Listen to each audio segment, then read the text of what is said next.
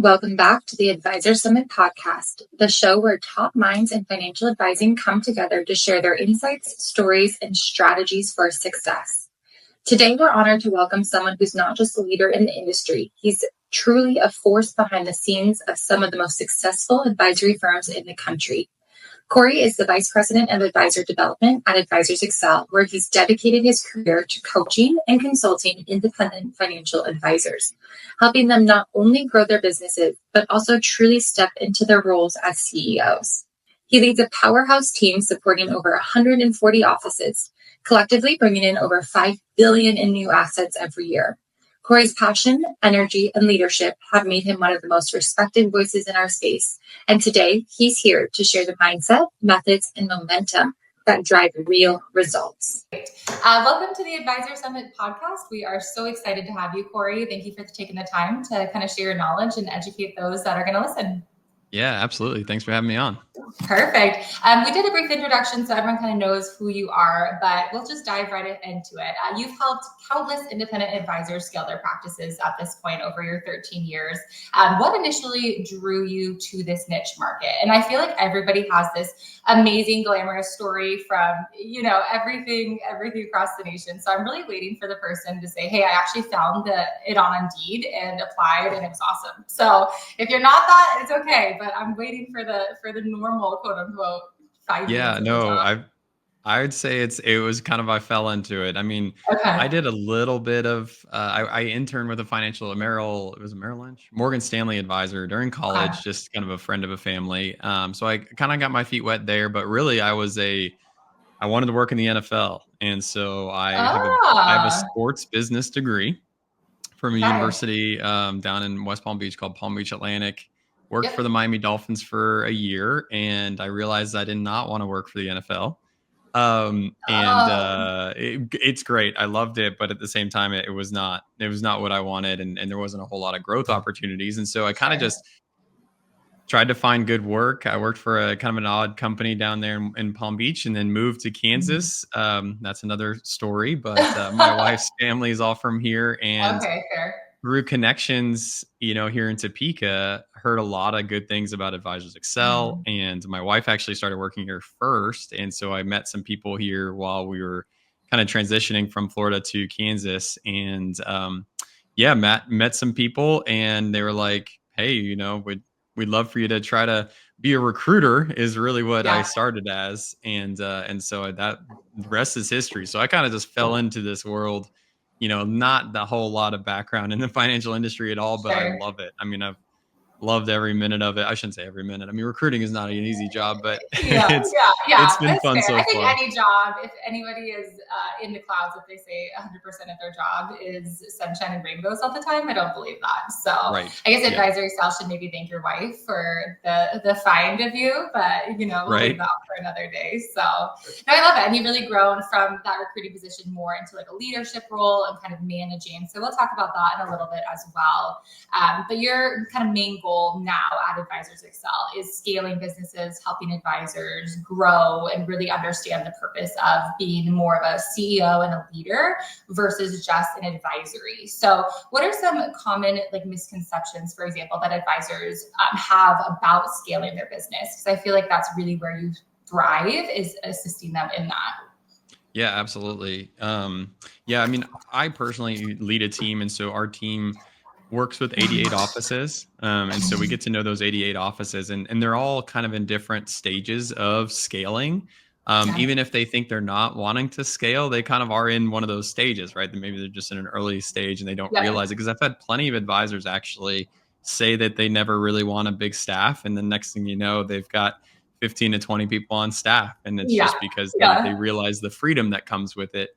The biggest misconception that I see when advisors are going to want to scale, like where they really haven't, right? Where they're the main advisor, and they maybe they've got one or two people on staff so far supporting them, and they're doing well, right? They're producing, they're bringing on new assets, bringing on good clients, and they're like, okay, I want to scale this out, and they believe that the answer is just hire an advisor underneath me.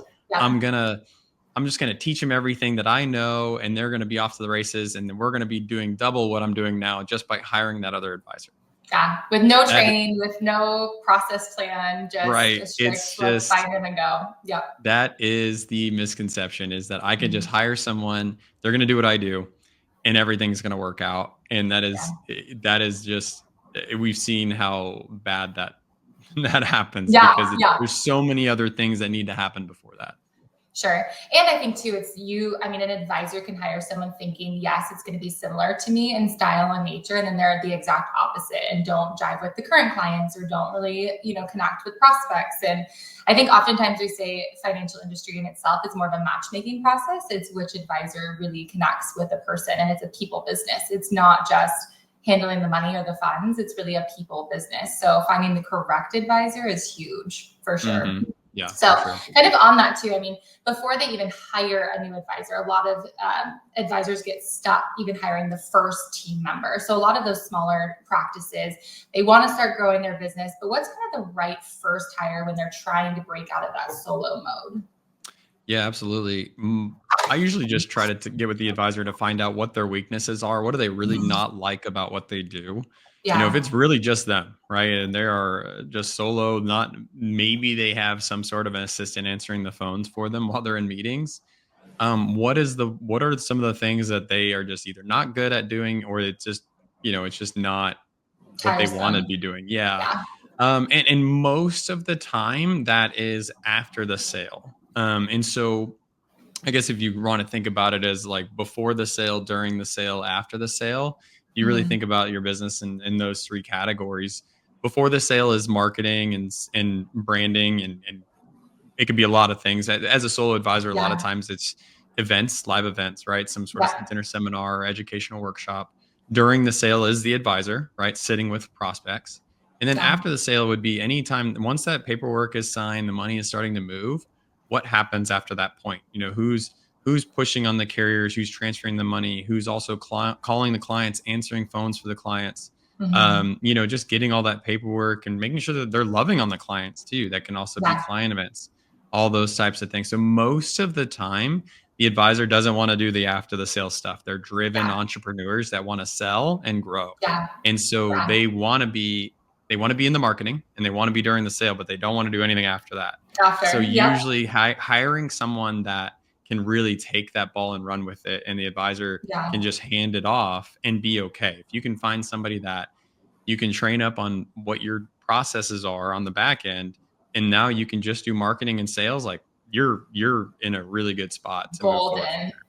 And I feel like, I mean, not to get like psychological about it, but I feel like that entrepreneur CEO mindset is more quick driven, faster about things. And you kind of need someone after the fact to be a little bit more of a process driven, detail oriented person that's going to send the DocuSign 14 times because they forgot to sign, or Yep. any of kind of those processes, versus the actual nature of the entrepreneur is a little bit of a difficult strain Oh, there to really absolutely. get it done. So we For see it a sure. lot, but it's not always just one person that can handle it. So Most advisors are not detailed people. no, I I me always included. I am not yeah, either. same. I know we do all the disc test or whatever, and I always just laugh because everyone's like, "You are the advisor of our business. You just move quickly," and I feel like there's strengths in that for you and I, but it also I love our teams within that are the detail oriented, because they at the end of the day they do dot the i's and cross the t's, and we can make it legible and readable, but it's not going to be pretty, and we For need those sure. people to make it pretty for sure. So Yep. yeah, so kind of on the scaling side of things, beyond being the founder, what is kind of the turning point of when an advisor needs to stop being the main producer and acting like a CEO? Is there a commonality there or a theme there where it's like you see that and it's like, yes, it actually is time to hire another advisor, or it is time to kind of move more into that CEO position versus being the solo advisor? Yeah. No, it's a big jump. We've Yeah. had just recently, actually, I think it was 2 weeks ago, 3 weeks ago, one of my top offices that we work with, the main advisor just got out of personal production, and it took him Oh, a long, long time. I that's mean, like a baby, right? Like it it's a is, baby you're sending to college. And you're it like, is literally, I mean, he no. was nervous. I mean, it Yeah. was, and it's great. But I will say, like, if an advisor is to that point where they feel like things are running smoothly, right? They've got a couple advisors underneath them that are running sales.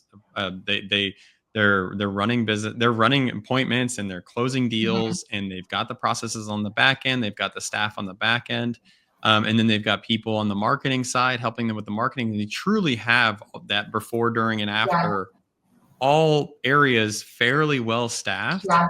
And they've got, depending on their market, right? It could be anywhere from 2 to 8 advisors that are in Sure. their market, right? That they're but right now they're one of those advisors, right? Yeah. And when is that good time to actually step out?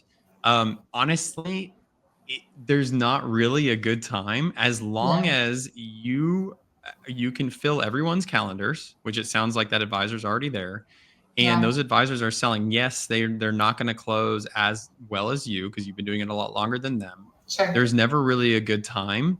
Um, you just have to jump. It's one of Yep. those things where the advisor just has to know that, like, okay, this is not going to be easy, but I need to jump. And one of the biggest things that I was talking with this advisor about just recently when he made the jump was, hey, how much of your time up until this point was spent in appointments? And he's like, Yeah.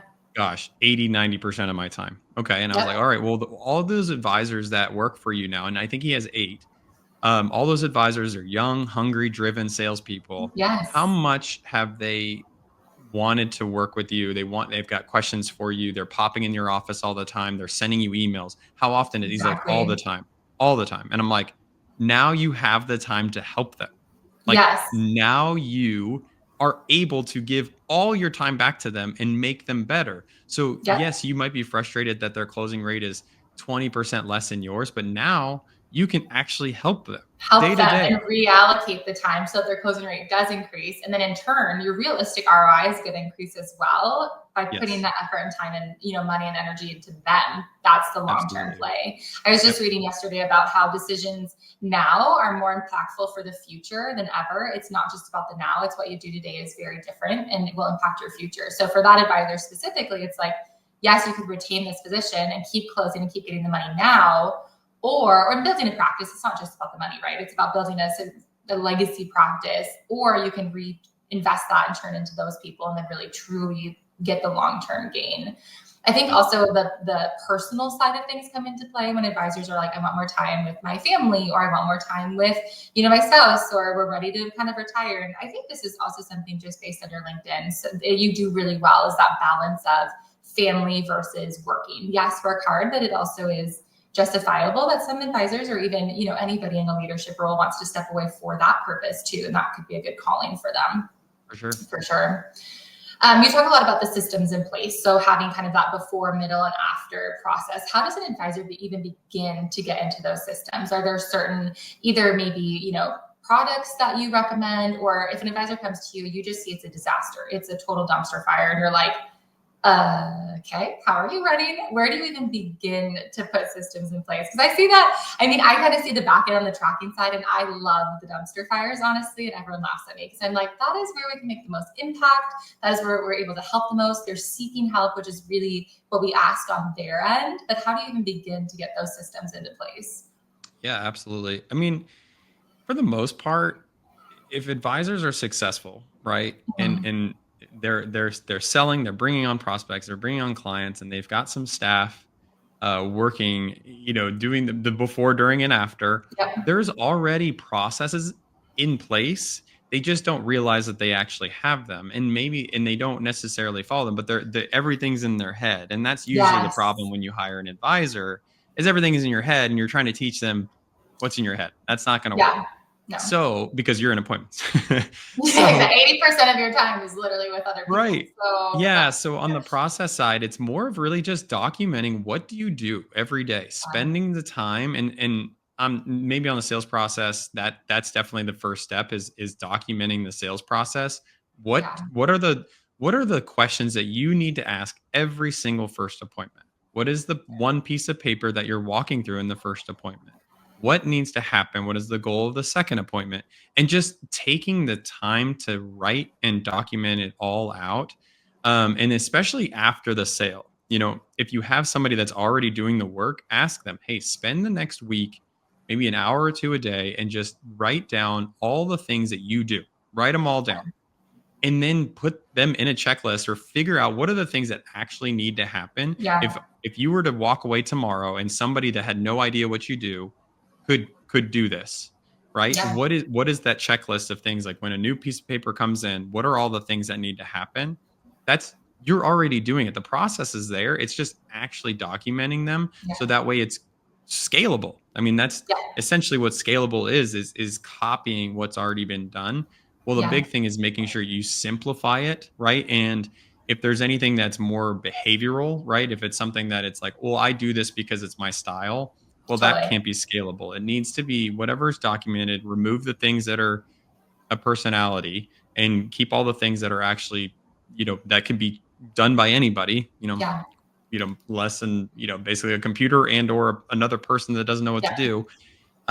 So it's really the process is just all need to be documented to the point where you can train someone else fairly quickly, and that's how you scale. It's how you get to the point. But if you're not, most advisors just don't get off the bicycle to fix it enough. They need to get off and then actually write Yeah. down, draw the bicycle out. Like, what are we Yeah. writing here? Yeah. Like, Yeah. actually put the pieces together so that way you can actually have a playbook of what does your firm do? What are your processes when a new Mhm. client comes on board? How often are you following up with them? How many phone calls? What is being sent to them? And actually build out those processes. It's not very hard. It's just a lot of work. And it's Yeah. not And it's it's boring. not Can we like just acknowledge that? It's it's boring boring. work. It is. It is. Yes, I'm processes sorry. are boring. They It's are. like the worst word in our office. I understand the necessity of them, absolutely.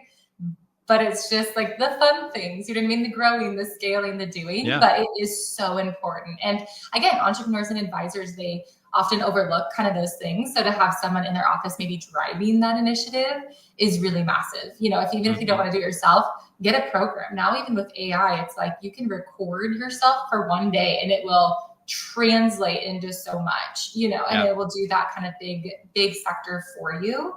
I also want to say for advisors too that are maybe newer to scaling, it doesn't always have to be fancy. And maybe you can speak on this as well. Some people are like, I have to have all of the programs, I have to have all the expensive products. You can literally get Google Forms for free and make a checklist. And it's like halfway pretty, but it Yeah. works. And that could be Mhm. a good starting place if you're not quite ready to take it to a level where you're spending money on it or anything of that nature. So For sure. Yeah, I there's mean, with freedom in AI that. now, it's incredible. I mean, you can literally just Wild. record yourself all day if you want to talk about what you do, and then it'll build it all, build me a checklist of what I just told you for the Yeah. last 24 hours, and it'll do it for you. Right. And it's already recording us all day anyway. So maybe just pop in there and be like, hey, for the last Just three keep it days, but on. Yeah, for well, sure. I this know. is I just not a I theory. I just asked it this morning because I took some notes at a conference I was just at, and I Yeah, like paper writing. I don't know, I'm old school. I 100%. like it. I'm I've with you. gone back and forth typing. I just don't remember it as well. And Yep. so I was like, well, I want to transfer this. And so I just asked Chat. I was like, hey, if I took pictures of all my notes, would you be able to Yeah. transcribe it? And they're like, yeah, sure, no problem. I was like, Isn't that yes, wild? Wild. And even for free, it just basically. blows my mind. Yeah, because it's like even when you get a PDF, you're like, can you do this instead of going through a $1.99? It's like the concept of making the account, uploading it. Anyway, I digress. It's Yep, too much. AI is going to change our world. I for don't think sure. people should be afraid of it. I say this every time we talk about AI. I think it's a tool, not gonna take over. Genuine human connection is going to be the new currency. I'm fully convinced. Oh, So for sure. it'll be a Definitely. thing. Okay, so kind of talking beyond scaling and more into the acquisitions spot, because I think you help a lot of advisors with this as well. And it's Yeah. a little bit of a scary thing initially. I think it can come with kind of the dichotomy of excitement on one hand, and then the opposite of what am I doing? What is this going to look like if I sell my practice? And there's a lot of emotions in that as well. So it's a big leap. But what do you feel like makes an advisor ready for that step to really sell the company, or maybe transition it to hopefully, I love family offices. That's where my heart is. I love the transition down. Sometimes it works, sometimes it doesn't. I've seen this in the dairy industry. I came from a dairy background. So it was that transition from father to son. And it's similar in the financial. It's a Yeah. lot different. They maybe aren't on the same page or aren't aligned on things. So how do you know when an advisor's ready, and kind of some risks to avoid, when they do transition it? Yeah. I mean, I think an advisor knows when they're ready, when they're already thinking about this, right? They're Yeah. already, maybe they do have a son in the business or a daughter in the business, or they're starting to outlook and they're like, you know what, I'd like to retire in 5 years. Well, a Yeah. lot of these purchases and acquisitions are 5-year earnouts. So it's like, Really. well, this Yeah. might make sense to start talking about this now. Now. Even if you're going to Yeah. retire in 5 to 10 years, it's something to really look at. And I think a lot of advisors are starting to see that. They're like, well, I'm not really near retirement, but it would be nice to start Yeah. to save some money, because a Yeah. lot of advisors have not, and they've put everything back into their business. It's their baby, Yeah. it is what it Yeah. is. It's the entrepreneurial spirit. It is, yeah, and so they really haven't pocketed most of this, they don't have their own 401ks, right? So, Yeah. it's funny how financial advisors don't do a Wild. lot of financial planning on Wild. themselves, but they Yes. just always helping other people, and I love it. Oh. No, I don't know if there's really a ready point. The Yeah. biggest first step that I tell every advisor that comes to us and asks, because it is a big part of what we're doing now, and it's the demographic of the industry. A lot of Yes. advisors that got in this industry 15, 20, 30 years ago are Yeah. getting out, and so quote unquote, the white hairs of the conferences that we see Yeah. are starting to be a little bit more, I don't know, salt and pepper like me. Yeah. So Yeah. um, so I think, but the biggest thing that I tell every advisor is get an evaluation, Yeah. spend the money and go to a company that will do an evaluation. Yeah. There's one called Advisor Legacy that we recommend most to our advisors. And I want to say it's about $3,000 to go through it, But depending worth on it. what exactly you're needing. Maybe a little bit Mhm. more expensive if you've got a few different lines of revenue coming through. But for the most part, it's right around $3,000 to $5,000, and they'll spend a month, spend a few weeks really Yeah. diving into all of your financials, and they will give you a very specific range, if not a very specific number of what your business is worth right now. Yeah. Now you don't have to like, and they'll take a look at market right now, right? They'll look Yeah. at other. It's very similar to like real estate, where they're going to look at Yep. other comps, Prompts. other, Mhm. houses that have been sold. And so they'll look at other advisors that have been sold that might be similar, and they'll look at the marketplace right now and give you a real number. That that exercise right there, just going through that process, is very eye-opening for advisors. Yeah. Most of the time, it's a lower number than what they thought. I was curious if it was higher or lower. It's Okay. most of the time it's lower than what they thought. And the reason being is because Mhm. they hear all these things about these advisors selling for 8 times multiple, 12 times multiple, 15 times multiple. Well, most of the times those are the exceptions to the rules. Those are the advisors that have maybe $1 billion in RIA, maybe 1.5 billion, maybe $2 billion, Yeah. or maybe just in that $800 million range. And this advisor is more in the $200 million range of RIA, or even smaller, or maybe they're insurance only, and they Yeah. don't realize that those 15 multiples, those 10 multiples are when you get above a billion. When you're in the hundreds, the multiples it's so dependent on all kinds of variables. Yeah. You could see a very, very large contrast from a 2x multiple to a 5x multiple, and it can be a very similar size RIA, and it all Yeah. comes down to quite a few other variables. Wild. When they maybe get that lower expectation, do you find that oftentimes they are like committed then to building their business to reach that next level multiple, or does that just discourage them and then they're like, okay, well, I'll just sell for this amount? No, a lot of times they want to know, like, how do I get that multiple up? What does that look like? How do I Yeah. do this? How do I, not even just the multiple, but like, how do I get that evaluation, like, of what my business is worth right now Yeah. up? And so really they're just questioning. They want to find out all the things, and how do I, EBITDA then becomes part of their Yeah. vernacular that wasn't Yeah. really part of their vernacular before.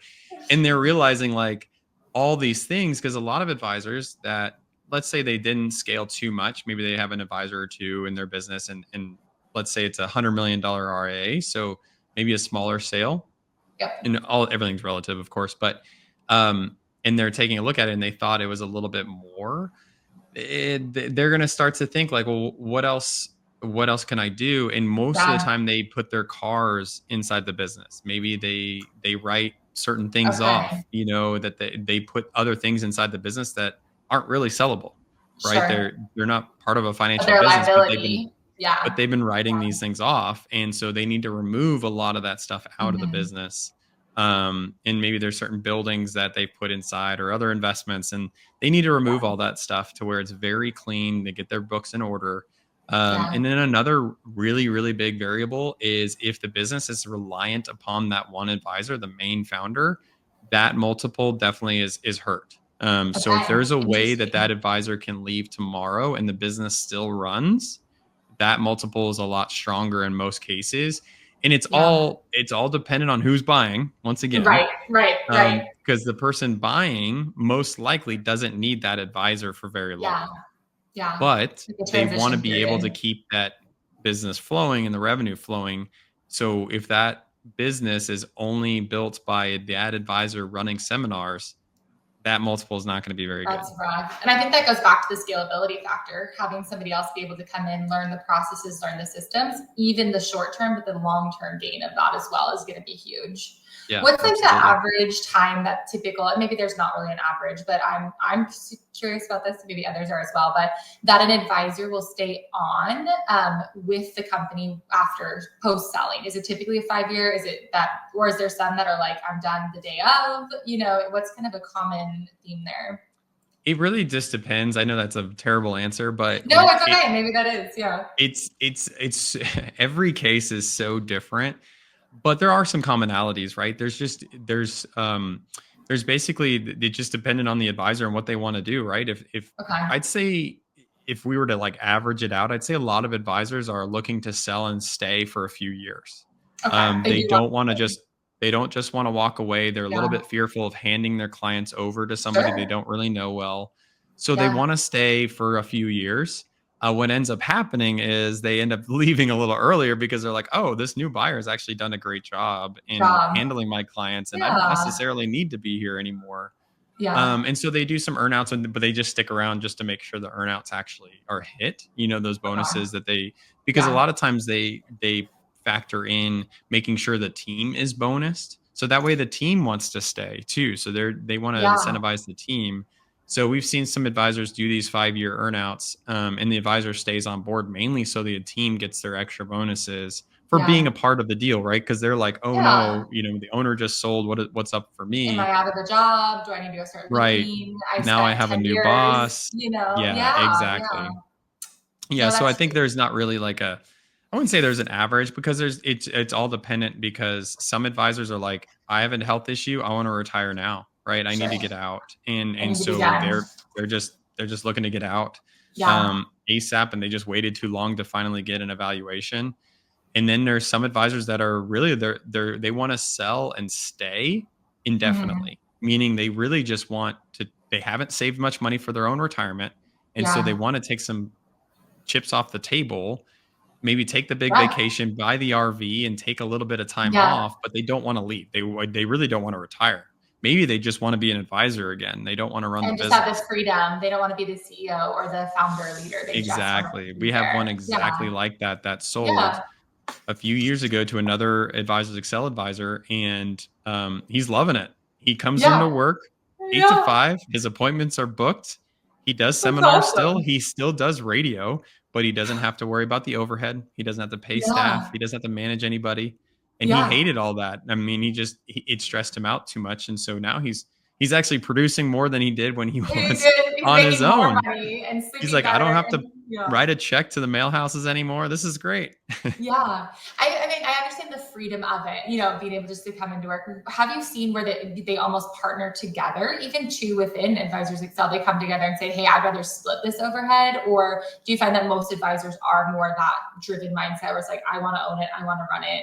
Have you seen partnerships form, or is it Not just more, really. okay, No, okay. partnerships don't and No, it's we hard. we It's a hear about marriage, it. right? Like, Yeah, we hear want to about do it people once. wanting to, but it really never really works out. Okay. The only time that it's worked out is when you're starting out, right? If Totally. advisors are really just like they haven't neither one of them have many clients and it makes sense for them to pool some Yeah. funds together. Yeah. But for the most part, if both advisors are fairly successful, it never really makes sense to merge together. Yeah, and to know who's kind of lead. So we talked a lot about selling. What about more on the acquisition side? What do you find? Do you find that a lot of advisors, as you know, some are retiring? Are there some key companies that are coming in and saying, "Hey, I'm ready to kind of grab up those type of firms"? And what makes a company really, attractive to buy? Is it, yes, maybe their book of business is really good, or is it that they have a really good team in place? Like, what are kind of the big things that people look for when they're wanting to attract a business to buy? Yeah, it's a great question. I don't know if there's really an answer as far as like, I guess there's a lot of things in regards to being attractive. The problem is the more attractive the business is, the more They're competitive the expensive too. marketplace is. Yeah, yeah, exactly. There's way more buyers than sellers in this market. Really? Now, you Okay. wouldn't think that because of No. the transition of a lot of advisors aging out, Yeah. because there are, but I think that's just attracted more people to the industry, and plus you have a lot of people that are not in the independent space, right? Like your bigger companies like your LPLs, your Merrills, Hmm. your Edward Joneses that are willing to Yeah. come in and they've got big pockets and they want to just come in and acquire people. Yeah. Even like your bigger RIAs, like creative planning in Kansas City, that's all they Hmm. do is purchase people and purchase Yeah. RIAs, and so that's that's their marketing flow. And so you've got some really big players in the industry. Hmm. So as an independent advisor, you really Yeah. you're kind of limited to going after the more attractive purchases. It's more of you can find your niche going after almost the smaller ones, smaller Okay. being like under 100 million Yeah. of investable assets, or sorry, AUM, assets under management. And mainly because that's not really who these big wigs are going after. They're going after the 500s to a billions.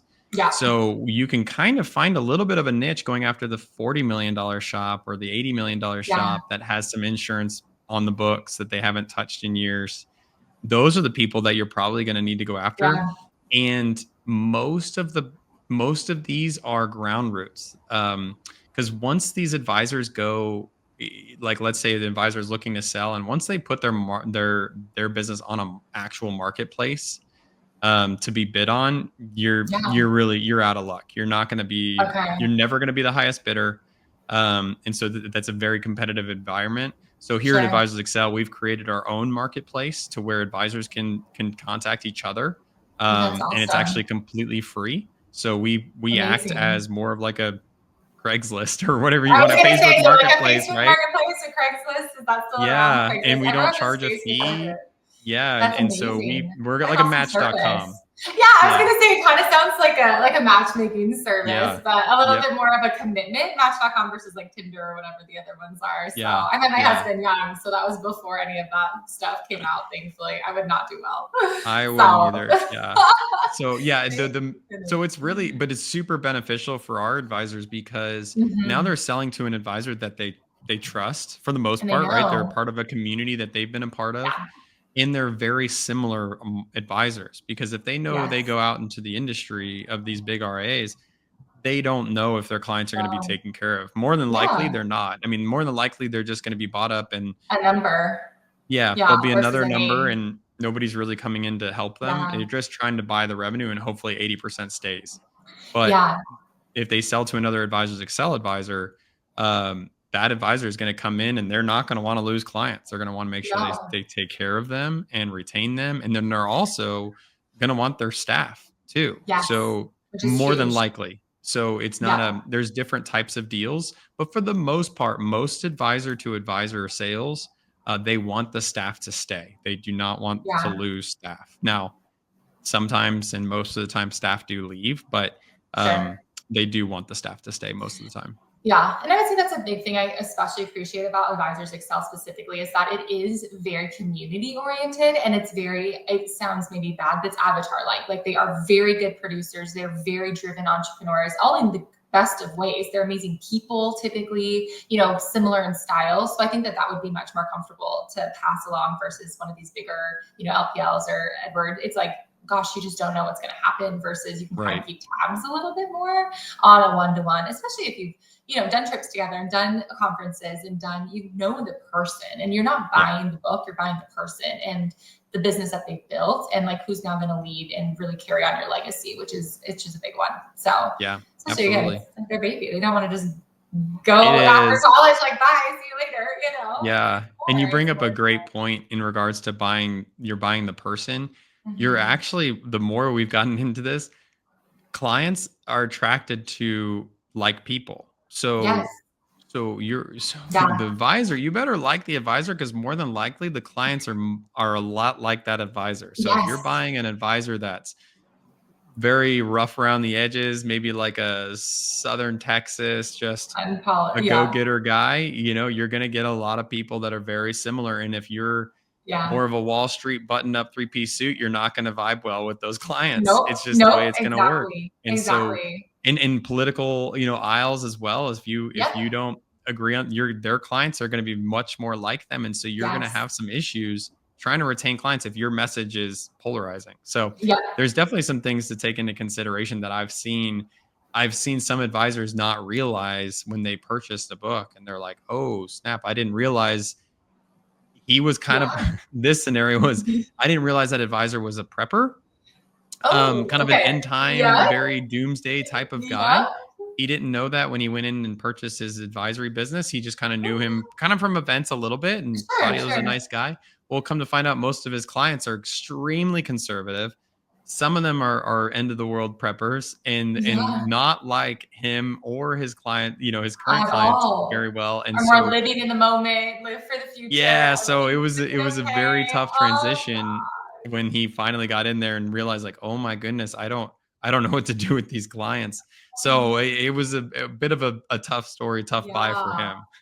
Like, really go out to lunch a few times, stalk their, Yes, LinkedIns, get to know them absolutely. a little bit Yes, for better. sure. I think too, especially as AI comes onto the scene, again, I just think genuine connection is a currency, and that's people are much more willing to trust and do business with someone when they have a connection with them. So Yeah, it's like you want to find yourself in that, especially as you transition. And I would say money is also a very touchy subject, right? Like to trust somebody with that, especially if you've saved and earned your whole life, is something big and something that needs to be handled carefully and well as they transition. So, for sure.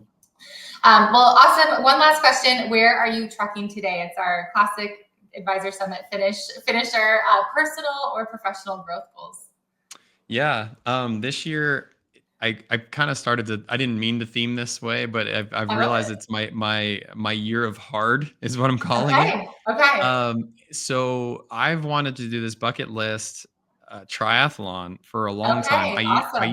used to do triathlons a few years. Well, actually, when I moved to Kansas, because I'm a big Yeah. water guy, surfer, all I this was gonna stuff. say surfing, and you went to Kansas. I mean, I have Yeah, and so questions, but it's okay. I needed some water in my life, and so I was like, "Well, I'll try triathlons. I like swimming and biking and all Yeah. that." And so I did that for a while. It took some years off, but there's this one that I've always wanted to do, but you have to put your name in for the lottery, and I've done it for Oh the last few gosh. years, haven't been picked. And I got picked Oh. this year to do it, Okay. and it's literally in 2 weeks, less than 2 weeks. It's called Oh, wow. Escape from Alcatraz, Okay. I'm and gonna look it it up for is sure. it is an Alcatraz triathlon. So they literally take you out on a boat, and they drop you off right next to Alcatraz, depending on where the tide is going, and you swim almost 2 miles to shore Oh my in gosh. 55-degree water, and everybody's like, "Oh, it's shark infested." Well, they've been doing the triathlon for, like, And 40 no one's years. died? Can we confirm no No, one's nobody's used? died Okay, from a shark okay. attack. I don't know From about the other shock. things. We don't wanna look at the other things. No, no. Yeah, so it's cold water, San Francisco Oh, Bay, no. um, and then you run to get on your bike, and you bike around San Francisco hills for 18 Okay. miles, That'll be and then beautiful.